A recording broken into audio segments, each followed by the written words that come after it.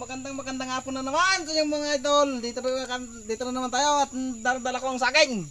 Itong saging na hinog at itong sabi nila ay kwan.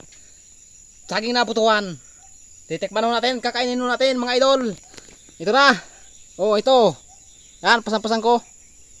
Oh, ibabaw muna natin ng saging na butuhan. Tikman natin. Papakita ko sa inyo ang pagkain ng butuhan. Saging.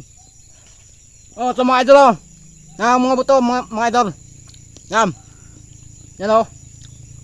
Pero matamis. Oh, sarap. Sarap ah. Oh, sarap.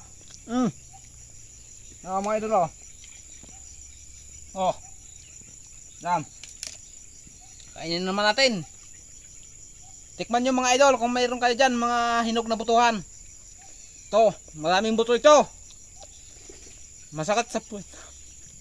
Pag ganyan.